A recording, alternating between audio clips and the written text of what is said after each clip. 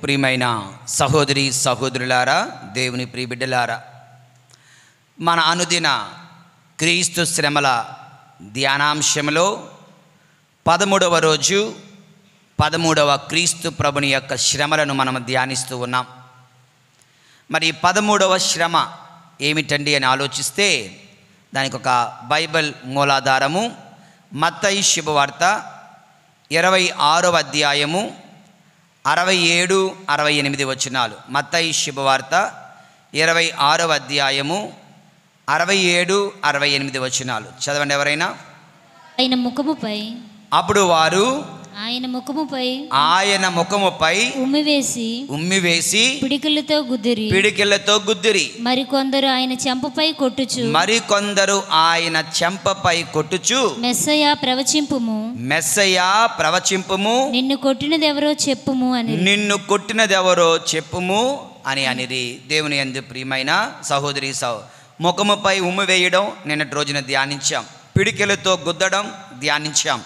ఇక దేవుని యందు ప్రియులారా, ఆయన కళ్ళకు గంతలు కట్టి ఆయనను కొడుతూ మెస్సయా నిన్నెవరు కొట్టారో ప్రవచింపుము అంటూ ఆయనను వెక్కిరించడము. దేవుని యందు ప్రియులారా, చూడండి లూకా శుభవార్త 22వ అధ్యాయము 63, 64 వచనాలు. లూకా శుభవార్త 22వ అధ్యాయము. అప్పుడు భటులు యేసును పరిహసించుచు కొట్టి ఆయన కన్నులకు గంతలు కట్టి అండర్లైన్ చేసుకోండి. ఆయన కన్నులకు గంతలు కట్టి చదవండి. ప్రవచింపుము, నిన్ను కొట్టినదెవరో చెప్పుము అని వారు పరిహసించిరి. దేవుని యందు ప్రియమైన సహోదరి సహోదరులారా, యేసు ప్రభు కన్నులకు గంతలు కట్టి ఆయనను కొడుతూ ఆయన్ను పరిహసిస్తున్నారట. నిన్నెవరు కొట్టారో, నువ్వు నిజంగా ప్రవక్తవైతే చెప్పు చూద్దాం అన్నట్లుగా. దేవుని యందు ప్రియులారా, యేసుని పరిహాసము చేయుట, దైవ కుమారుని వెక్కిరించుట, దీని ఇంగ్లీష్లో మాకింగ్ అంటారు. మాకింగ్ అన్న పదం గ్రీకు భాషలో నుంచి తీసుకోబడిందట. ఆ గ్రీకు భాష మూల అర్థం ఏంటంటే టు ప్లే ఏ గేమ్ అని అర్థం, అనగా ఆటలాడడం. ఏంటండి మాకింగ్ అంటే? వెక్కిరించడము అంటే, పరిహాసము చేయడము అంటే టు ప్లే ఏ గేమ్, ఆటలాడడం, ఆడుకోవడం. ఒక వ్యక్తిని తక్కువ చేస్తూ ఆటలాడడం, ఒక వ్యక్తిని వెక్కిరిస్తూ ఆటలాడడం, ఒక వ్యక్తిని పరిహాసము చేస్తూ ఇతరులను నవ్వించడం, అది ఒక ఆటగా మార్చడం. దేవుని యందు ప్రియులారా, అది ఒక వ్యక్తి కాదు, దైవ కుమారుడు, లోకరక్షకుడు, మేలు చేయడానికి వచ్చినటువంటి దైవ కుమారుడు, స్వస్థపరచడానికి వచ్చినటువంటి దైవ కుమారుని యొక్క పరిస్థితి చూడండి. దేవుని యందు ప్రియమైన సహోదరి సహోదరులారా, ఇది యేసయ్య 13వ శ్రమగా ఈ రోజున మనందరం కూడా ధ్యానిస్తూ ఉన్నాం. ఈ తపస్సు కాలంలో, ఈ శ్రమల దినాలలో పాలు పంచుకోవడం అంటే ఇంతకన్నా ఉత్తమమైన మార్గం మరొకటి లేదు. ప్రతిరోజు యేసు ప్రభు పడిన ఒక శ్రమను తీసుకొని అది మన కళ్ళ ముందు ఉన్నట్లుగా, కళ్ళకు కట్టినట్లుగా చూస్తూ ధ్యానిస్తూ, అది మనకు నేర్పుతున్నటువంటి పాఠములను స్వీకరిస్తూ, నా నుండి అటువంటి పరిహాసము, నా నుండి అటువంటి శ్రమ నా ప్రభువు కానీ నా పొరుగువారు కానీ పడకూడదని ప్రయత్నించడం, కావలసిన సహాయాన్ని దేవుని అడగడమే ఉత్తమమైనటువంటి తపస్సు కాలములో పాలు పంచుకొనడం. దేవుని యందు ప్రియమైన సహోదరి సహోదరులారా, తెలుగులో ఒక సామెత ఉంటుందండి, పిల్లికి చెలగాటం ఎలుకకు ప్రాణ సంకటం అంటారు. పిల్లికి చెలగాటం, ఎలుకకు ప్రాణ సంకటం. పిల్లి వేటాడుతుంది, దానికి అది సరదా. కానీ ఎలుక వేటాడబడుతుంది, దానికి అది ప్రాణ ప్రమాదం, ప్రాణ సంకటం. ఇక్కడ యేసయ్యను వాళ్ళు హింసిస్తున్నారు. యేసయ్యకు నొప్పి, యేసయ్యకు బాధ, యేసయ్యకు అవమానం, యేసయ్యకు కష్టం. కానీ వీళ్లకు అది సరదా. దేవుని యందు ప్రియులారా, ఆ భటులకు బంట్రోతులకు వారికి సరదాగా ఆటాడుకుంటున్నారు. దేవుని యందు ప్రియుల, ఇక్కడ మనం నేర్చుకోవలసింది దేవునితో ఆటలు, ప్లేయింగ్ గేమ్స్ విత్ గాడ్. దేవునితో ఆటలు, దేవునితో జోకులు, దేవునితో వెక్కిరింపులు, దేవునితో ఎటకారాలు చేస్తున్నటువంటి సైనికులే చేస్తున్నారా దేవునితో ఆటలాడడం? మనం చేయడం లేదా? దాని గురించి చివరిలో ఆలోచిద్దాం, ధ్యానిద్దాం. వాళ్ళ ఆటలు ఎలాగున్నాయో చూద్దాం. వాళ్ళు ఏ విధంగా యేసయ్యతో ఆటలాడుతున్నారో తెలుసా? ఉదాహరణకి ఒకటి, యేసు ప్రభు అద్భుతాలను చూస్తూ వాళ్ళు వెక్కిరిస్తున్నారంట, అద్భుతాలను ప్రదర్శిస్తూ వెక్కిరిస్తున్నారంట. అనగా యేసయ్య కళ్ళుకు గంతలు కట్టారు. ఆయన ముందు ఒకడు ఒక గుడ్డివాడిలాగా నటిస్తూ ఉంటాడట. బంట్రోతుల్లో ఒకడు యేసు ప్రభులాగా నటిస్తూ ఉంటాడంట. యేసు ప్రభు వెళ్ళి ఆ గుడ్డివాడి కన్నులు ముట్టుకున్నట్లుగా వాళ్ళు ప్రదర్శిస్తూ ఉంటారు, లైక్ ఎనాక్ట్మెంట్, లైక్ స్కిట్. ఆ గుడ్డివాడు ఒక్కసారిగా నా కళ్ళు వచ్చేసాయని అంటుంటే అందరూ పగలబడి నవ్వి యేసు ప్రభుని కొట్టడం. ఆయన చేసిన అద్భుతాలను బట్టి, మేలులను బట్టి ఆయనను వెక్కిరిస్తున్నారు. ఎంత ఘోరమో, ఎంత నేరమో. పాట ఉంది, ఎంతో వింత, ఎంతో చింత, జేసునాథుని మరణమంతా. ఇది కరెక్ట్ సరిపోతుంది. ఎంతో వింత, ఎంతో చింత, యేసునాథుని మరణమంతా. గుడ్డి వారిని స్వస్థపరిస్తే ఇలా వెక్కిరిస్తారా? రెండవది, ఒక దెయ్యం పట్టిన వాడు ఉన్నాడు అనుకున్నాం. సో ఆ విషయం వీళ్ళందరికీ తెలుసు, దెయ్యాలను వెడలగొట్టిన ప్రభు అని. కనుక ఆ సంఘటన తీసుకొని వచ్చి ఒకడు దెయ్యం పట్టిన వాడిగా అక్కడ కింద పడి కొట్టుకుంటుంటే ఒకడు మళ్ళా యేసు ప్రభులాగా వచ్చి వాడిని ఆదేశించగా వాడు లేచి నాకు దెయ్యం పోయింది అనడం, మళ్ళీ అందరూ పగలబడి నవ్వడం, మళ్ళా యేసయ్యను కొట్టడం. ఒకడు చనిపోయిన వాడిగా ఉండడం, యేసు ప్రభు వచ్చి అతను లేపడం, మరలా అతన్ని కొట్టడం, గట్టిగా నవ్వడం, వెక్కిరించడం. ఒకడు పక్షవాత రోగిలాగా కుంటడం, లేదంటే మంచాన్ని పట్టి ఉండడం ఒక సైనికుడు. మరొక సైనికుడు వచ్చి యేసు ప్రభులాగా నీ మంచం పట్టుకొని వెళ్ళిపో అనడం, ఆడు లేచి మంచం పట్టుకొని వెళ్ళిపోతున్నట్లుగా నటించడం, మరలా పగలబడి నవ్వడం. ఒక కుష్ఠరోగిలాగా యాక్టింగ్ చేయడం, యేసు ప్రభులాగా ఒకడు వచ్చి అతన్ని ముట్టుకోవడం, నా కుష్ఠరోగం పోయింది అని. ఇలా యేసు ప్రభు చేసిన మేలులనే ఎత్తి చూపిస్తూ, అద్భుతాలనే ఎత్తి చూపిస్తూ, ఆయన ప్రేమనే వెక్కిరిస్తూ, దేవుని యందు ప్రియమైన సహోదరి సహోదరులారా, ఆ యొక్క సైనికులు యేసయ్యను పరిహాసాలాడారు, వెక్కిరించారు. ఎవరు కొట్టారో చెప్పు చూద్దాం, నువ్వు నిజంగా ప్రవక్తవైతే అంటూ ఆయన మరలా బాధిస్తూ ఉన్నారు. దేవుని యందు ప్రియులారా, ఇక్కడ విషయం ఏంటంటే, నువ్వు నేను పుట్టక మునుపే ఆ సిలువలో నుండే ఆయన నువ్వు చేసిన పాపాలు చూశాడంట. ఈరోజు మనందరం కట్టుకుంటున్న పాపాలు ఆయన సిలువ మీద వేలాడుతున్నప్పుడే, ఆయన కళ్ళకు గంటలు కట్టి కొడుతున్నప్పుడే, ఆయన కొరడాలతో కొడుతున్నప్పుడే నువ్వు తెలుసు, నీ బలహీనతలు తెలుసు, నీ పాపము కూడా ఆయనకు చాలా క్లియర్గా తెలుసు. అందుకనే ఈ పాపాలకు మూల్యం చెల్లించాలి కనుకనే ఆయన ఆ పరిశుద్ధుడైన రక్తము ఆయన చిందిస్తున్నాడు. దేవుని యందు ప్రియులారా, అంతేగాని వాళ్ళు అడిగారు కదా అని నువ్వే కొట్టావు అని ఆయన రియాక్ట్ అవ్వడం లేదు. మౌనముగా ఆయన అవన్నీ కూడా సహిస్తున్నాడు, భరిస్తున్నాడు. దేవుని యందు ప్రియులారా, ఇంతేనా ఆయన ఇబ్బంది పెట్టింది అంటే వాక్యం చెబుతుంది. లూకా శుభవార్త 22వ అధ్యాయము 65వ వచనం చదవండి ఎవరైనా. వారు ఇంకను ఎన్నియో విధములుగా ఆయనను దూషించిరి. దేవుని యందు ప్రియులారా చెప్పండి అందరూ, వారు ఇంకను ఎన్నియో విధములుగా యేసును దూషించిరి. ఇక్కడ అర్థం ఏంటో తెలుసా? బైబిల్ కదా రాయలేకపోయారు. విషయం ఏంటంటే దే యూజ్డ్ ఫౌల్ లాంగ్వేజ్. మన రోజుల్లో పచ్చి బూతులు మాట్లాడతాం చూడండి. అటువంటి పచ్చి బూతులతో యేసయ్యను వాళ్ళు దూషించారంట. అవి రాయలేక చాలా ఎన్నియో విధములుగా ఆయన దూషించిరి అని ఒక మాటతో వాళ్ళు సరిపెడుతున్నారు. దేవుని యందు ప్రియమైన సహోదరి సహోదరులారా, ఇది యేసు ప్రభుని శ్రమ. అక్కడ ఎవరున్నారు? కేవలం బంట్రోతులు కాదు, సైనికులు కాదు, అక్కడ ఎందరో ప్రధానార్చకులు ఉన్నారు.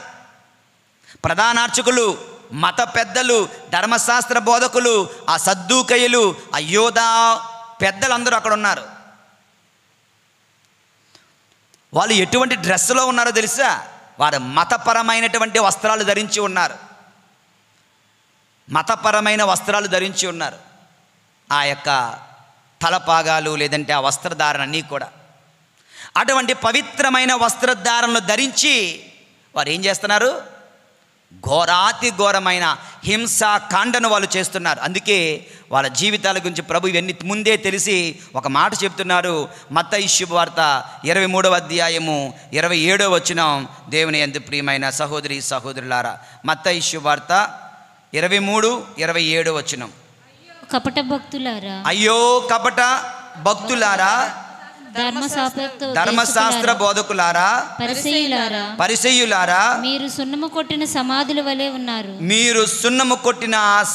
వలె ఉన్నారు. దేవుని యందు ప్రియరా, సున్నము కొట్టిన సమాధులు. బయటికి ఏమున్నాయి? మతపరమైన పవిత్రమైన రిలీజియస్ రోబ్స్, గార్మెంట్స్, పవిత్రమైన వస్త్రాలు ధరించారు. వాళ్ళు చేసే పని ఏంటండి? అత్యంత భయంకరమైన హింసాకరమైనటువంటి పనులు వాళ్ళు చేస్తున్నారు. దేవుని యందు ప్రియులారా, సున్నము కొట్టిన సమాధి ఎలాగుంటుంది? నీట్గా ఉంటుంది, బయటికి అందంగా ఉంటుంది. ఇక మనమైతే దానికి డెకరేషన్లు చేస్తుంటాం ఫ్లవర్స్తో. ఓకే, కొంతమంది బంతిపూలతో, కొంతమంది రోజ్ ఫ్లవర్స్తో, క్యాండిల్స్తో. అక్కడ గురువు వచ్చి ప్రార్థన చేస్తుంటే వీళ్ళు పువ్వులు సర్దుతూ ఉంటారన్నమాట. సంవత్సరానికి ఒక్కసారి అతి కష్టం మీద నువ్వు అక్కడికి వెళ్తావు. బహుశా సంవత్సరానికి ఒకసారి అతి కష్టం మీద గుర్తు చేసుకుంటావు చచ్చిపోయిన వాళ్ళని. ఆ సమయంలో ప్రార్థన చేయమంటే we are so busy with candle and with flowers, with decorations. ఏదేమైనప్పటికీ ఆ యొక్క సమాధులు అందంగా ఉంటాయి. పరిసయ్యుల వస్త్రాలు, ప్రధానార్చకుని వస్త్రాలు, ఆ మత పెద్దల వస్త్రాలు, ఆ యూదుల మతపరమైన వస్త్రాలు ఎంతో అందంగా ఉన్నాయి. కానీ సమాధి లోపల దుర్గంధం, సమాధి లోపల ఎముకలు, సమాధి లోపల భయంకరమైన దుర్వాసన ఉన్నట్లుగా ఈ యొక్క శరీరము లోపల, వారి మనస్సులలో, వారి ఆలోచనల్లో ఉన్నదంతా కూడా దుర్గంధమే. దేవుని యందు ప్రియులారా, వారి హృదయాలు, అంతరంగాలు దుష్టత్వము అనే దుర్గంధం, కపటత్వము అనే దుర్గంధంతో నిండిపోయింది. అందుకే సున్నము కొట్టిన సమాధులారా, కపట భక్తులారా అని ప్రభు ముందుగానే ప్రవచించారు. దేవుని యందు ప్రియులారా, ఒకవేళ అక్కడ ఉన్న ఇశ్రాయేలు ప్రజలందరూ యేసు ప్రభువుకు జరుగుతున్న ఇవన్నీ కూడా ఒక కిటికీలో నుంచో, ఒక తలుపులో నుంచో చూచి అవకాశం ఉంటే, ఈ రోజులోలాగా సోషల్ మీడియా ఉండి వీడియో తీసి పెట్టినట్లయితే, దేవుని యందు ప్రియులారా, ఆ ప్రజలందరూ కూడా భయంకరంగా ఆశ్చర్యపడి ఉంటారు.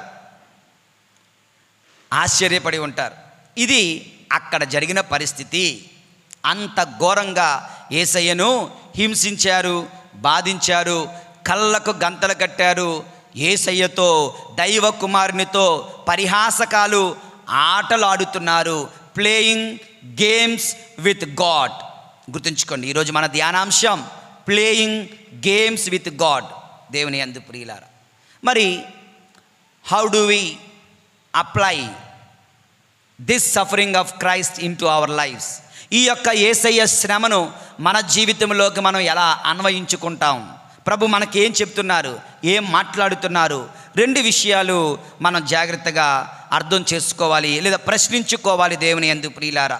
ఏంటండి? మొట్టమొదటిది, నీవు నేను కూడా క్రైస్తవులమని, భక్తులమని, గురువులమని, మఠవాసులని, ఉపదేశులని, జ్ఞానస్నానం పొందినటువంటి క్రైస్తవ భక్తులమని చెప్పుకుంటూ దేవునితో ఆటలు ఆడుతున్నామా? Question mark. దేవునిని పరిహాసం చేస్తున్నామా? Question mark. అందరూ ఆలోచించాలి. నాకు ఒక ఆలోచన వచ్చింది ఈరోజు. అందరికి అట్ట, పెన్ను, పేపర్ ఇచ్చి రాయండి ప్రశ్నకి సమాధానం అందాం అనుకున్నాను. Am I playing games with God?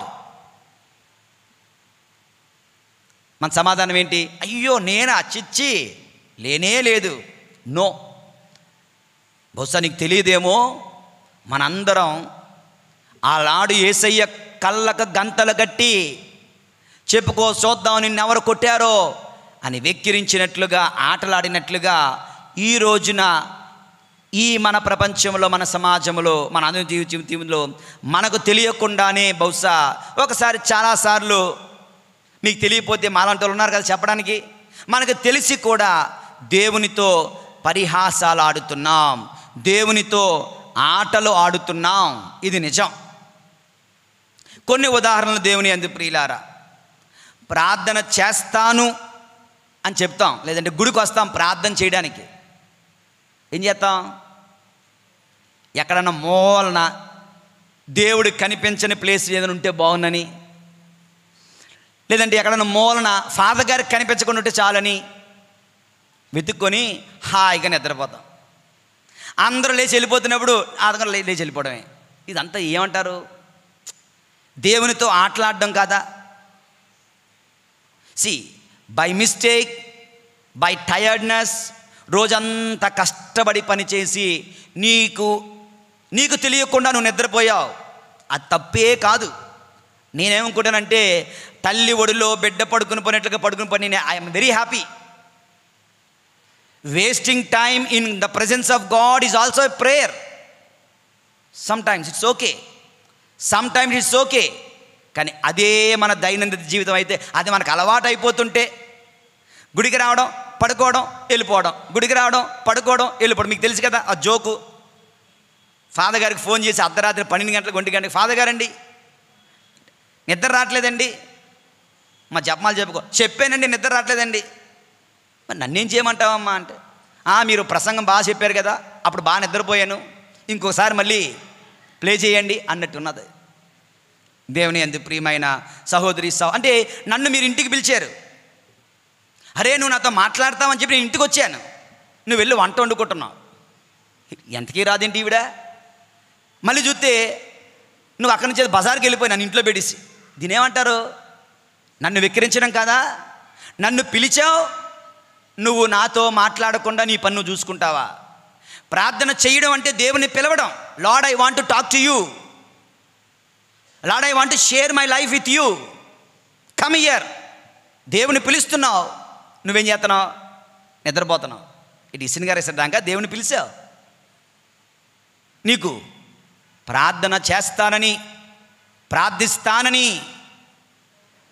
ఆలోచించి తలంచి మాట ఇచ్చి వచ్చి నిద్రపోతున్నట్లయితే, ఇది అంటే చిన్న example, it's a small example. But నిద్రపోవడం కాదు, చాలా ఉన్నాయి అందులో.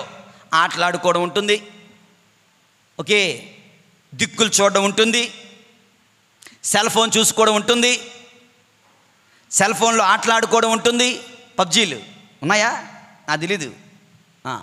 ఇటువంటివి దేవుని, ఇదంతా కూడా ఎందుకు వీటిని మేము గురువులుగా మఠవాసమే ఖండిస్తామంటే, it is playing games with God. దేవునితో పరిహాసము చేయడం, అది మీకు తెలియడం లేదేమో. మీరందరూ బంగారం, మీరందరూ వండర్ఫుల్ పీపుల్ నిజంగా. కానీ చాలా విచారంలో ముఖ్యంగా టౌన్స్లో, పెద్ద పెద్ద టౌన్స్లో పూజ జరుగుతూ ఉంటే ఆ గ్రౌండ్ ఏదో బయట ఉంటుంది కదా, గుడి అంతా ఖాళీ ఉంటుంది, కానీ బయటే కూర్చుంటారంటాడు. ఏం జబ్బు అంటే అంతే, అడగకూడదు, మమ్మల్ని ఎవరు అడగకూడదు, మమ్మల్ని ఎవరు ఏం అనకూడదు, బయటే కూర్చుంటారు. ఓకే, బయట ఒక్కడే కూర్చున్నాడంటే ఒక్క నిమిషం కాకపోతే ఒక్క నిమిషం ప్రార్థన చేత లేదు, బయట ఒక 4-5 కూర్చొని కుర్చీలు వేసుకొని ముచ్చట్లు పెట్టుకొని, లోపల పూజ జరుగుతుంటుంది, వీళ్ళు బయట ముచ్చట్లు పెడుతుంటారు. సరే వాళ్ళు పూజకి రాలేదేమో, ఏదో మాట్లాడుకోవడానికి వచ్చారేమో అంటే మళ్ళీ దివ్యసంధానికి వచ్చేస్తున్నారు. దీన్ని ఏమంటారు? ఎందుకు గురువులుగా మేము దీని గురించి కోపగించేది, మేము బాధపడేది, మేము ఖండించేది, మేము వద్దనేది? This is playing blindfold game with God. దేవునికి కళ్ళకు గంతలు కట్టి వెనకాతల కొట్టి, నిన్నెవరు కొట్టారో చెప్పు, లోపల పూజ జరుగుతుంటే మేము బయట మాట్లాడుకుంటాం, నువ్వేం చేస్తావో చెప్పు అన్నట్లు కాదా దేవుని యందు ప్రియులారా?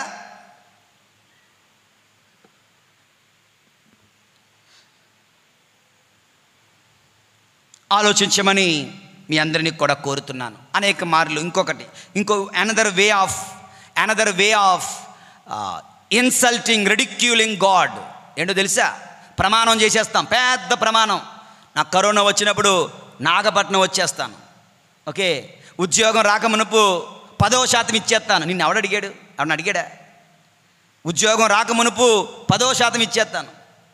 లేదంటే ఇల్లు అమ్మకం అయిపోతే అది చేసేస్తాను.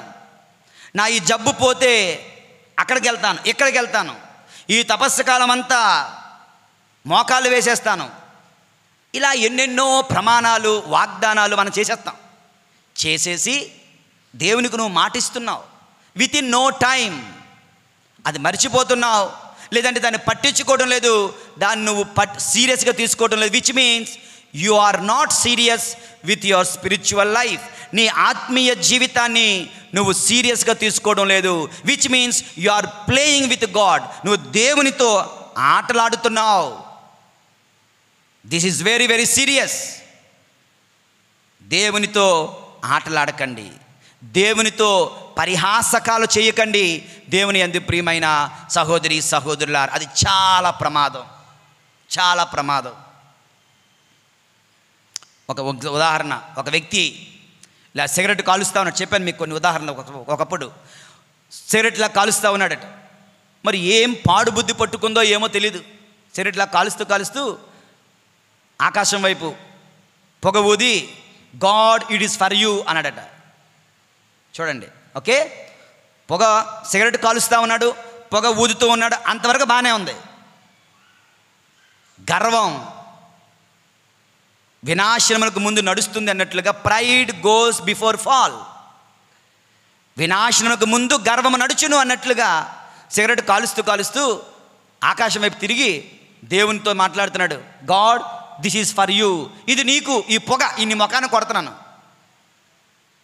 కొన్ని రోజులకి మనవాడు లంగ్స్ అన్నీ పాడైపోయి చనిపోయి రూమ్లో పడున్నాడట. ఒకనొక పెద్ద అందగత్తె, పేరు మర్చిపోయిన ఆమె ఒక ప్రపంచ బోధకుడు ఒకడు ప్రార్థన చేసుకుంటూ దేవుడు ఆమెను వెళ్ళి ఆమెతో మాట్లాడు, దేవుని వాక్యం, రక్షణ వాక్యం అందించు అన్నారట. ఆయన ఒకనొక మీటింగ్లో, ఒక పార్టీలో కలిసి, అమ్మా నేను ప్రార్థన చేస్తుంటే దేవుడు నాకు తెలియచేస్తున్నాడు, మీతో కొద్దిసేపు మాట్లాడాలి యేసు ప్రభు గురించి అని అన్నారు. ఆవిడంటుంది, I don't need your Christ, I don't need your God. నీ దేవుడితో నాకు పని లేదు, పో అన్నది. కొన్ని రోజులకి ఆమె ఉంటున్న ఇంటిలో ఊరేసుకొని చచ్చిపోయి ఉన్నదంట. ఇవన్నీ ఏంటంటే ఇట చాలా ఉదాహరణలు ఉన్నాయి. నెట్లో కొట్టండి, ఒక 6 ఉదాహరణలు వస్తాయి. Okay, those who played games with God అని కొడితే ఒక ఫైల్ వస్తుంది అనమాట. అందులో ఇది 6 ఉదాహరణలు ఉంటాయి. ఇటువంటి 6 వ్యక్తులు ఇలాగే ఉంటుంది. దేవునితో ఆటలాడినటువంటి జీవితాలు. ఒక ఉదాహరణ చెప్పనా? ఒక తల్లి ఆ యొక్క పాశ్చాత్య దేశాలలో శుక్రవారం సాయంత్రం అయితే చాలు వాళ్ళకి పండగే, వీకెండ్ పార్టీ. శుక్రవారం మధ్యాహ్నంతో ఉద్యోగం అయిపోద్ది, శుక్రవారం మధ్యాహ్నంతోనే. శుక్రవారం సాయంత్రానికల్లా ప్యాకప్లు అయిపోతాయి.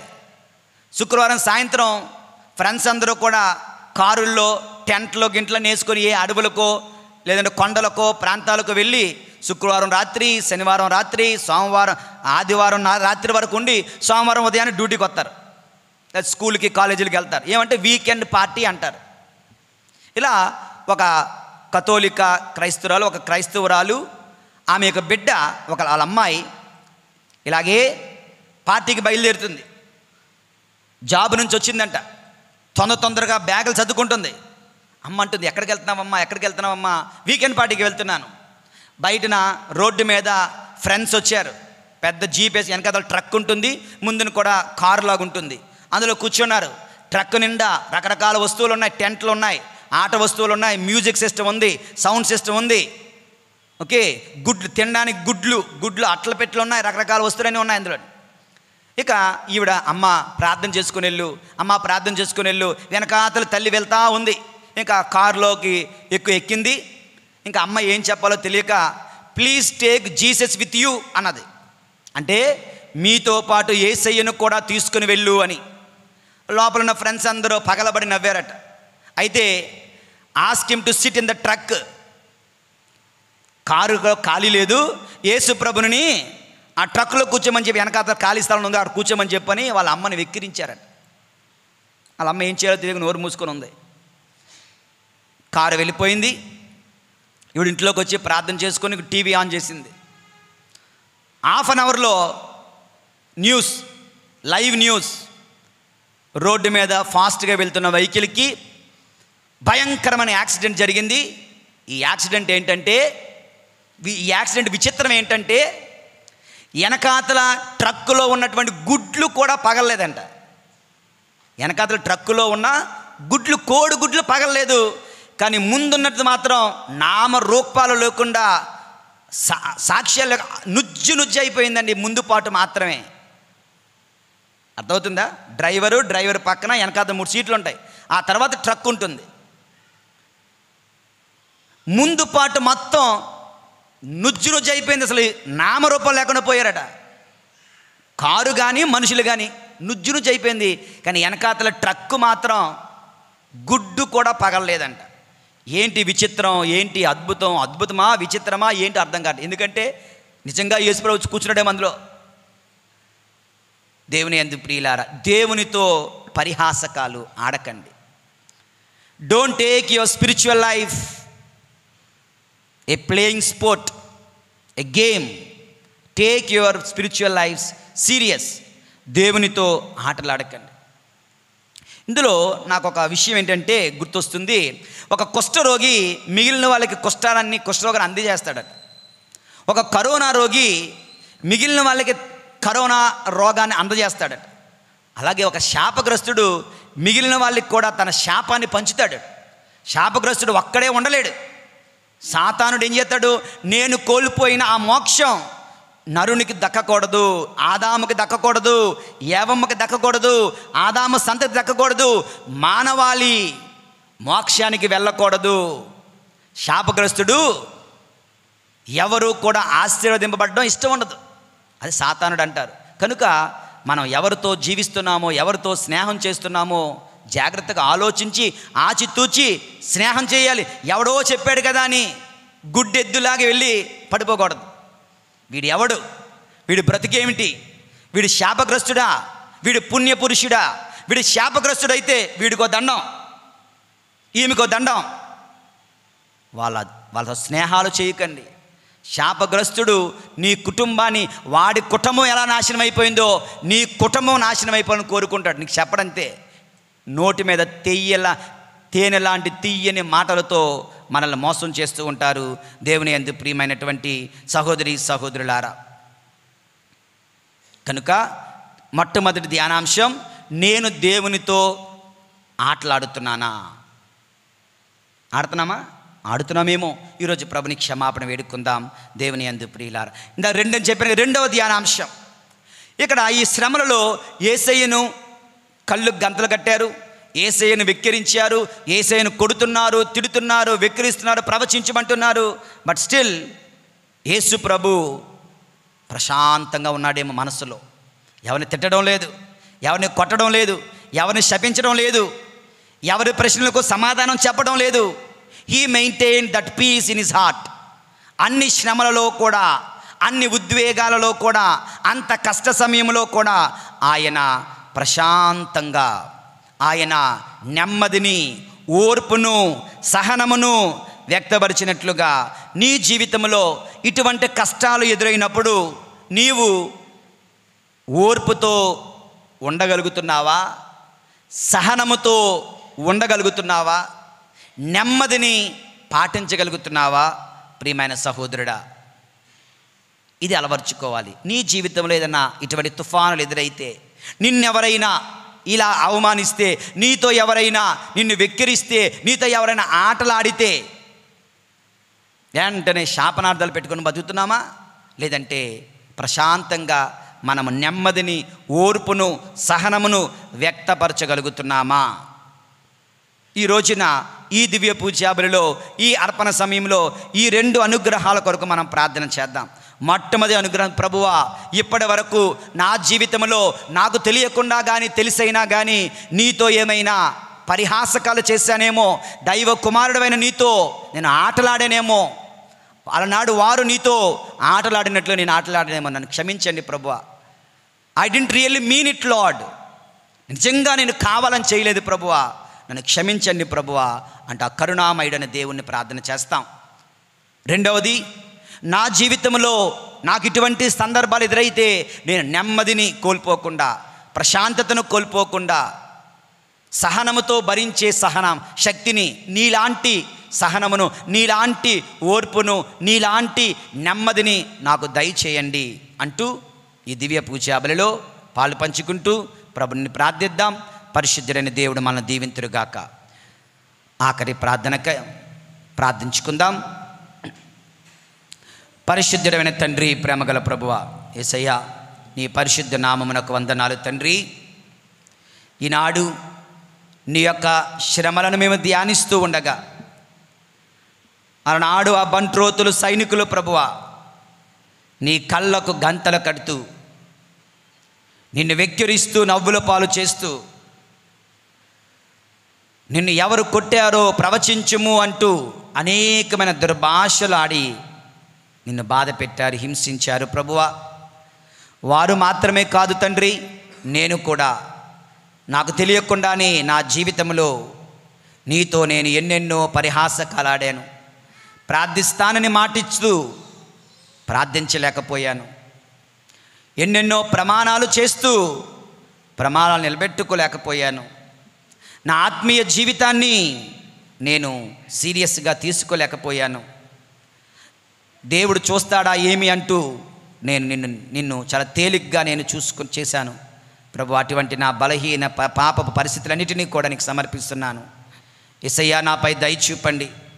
యేసయ్యా, నా పాపములు మన్నించండి. నీవు కరుణామయుడు కదా ప్రభా. నా సమస్త పాపములను దయతో మన్నించండి తండ్రి. మరలా ఇంకెప్పుడు నీతో ఎటువంటి పరిహాసకములు లేకుండా నా ఆత్మీయ జీవితము పట్ల నేను మరింత శ్రద్ధను కనపరిచే విధంగా నన్ను ఆశీర్వదించండి తండ్రి. పరిశుద్ధుడైన తండ్రి, అదే విధముగా నా జీవితంలో నాకు ఎప్పుడైనా కష్టాలు ఎదురైతే, ఇంటిలో గొడవలు ఎదురైతే, కుటుంబ సభ్యులతో, స్నేహితులతో, బంధువులతో ఇబ్బందులు ఎదురైతే, నీలాంటి ఓర్పును, నీలాంటి సహనమును, నెమ్మదిని నాకు ప్రసాదించండి. ఎల్లప్పుడూ ప్రభువా సమాధానముతో జీవించే వరమును నాకు ప్రసాదించండి. ఈ మా మనవులను తండ్రి మహాపరిశుద్ధుడైన యేసు పవిత్ర నామములో మీకు సమర్పిస్తూ మేము బ్రతిమాలి ప్రార్థిస్తున్నాము పరమ తండ్రి. ఆమేన్.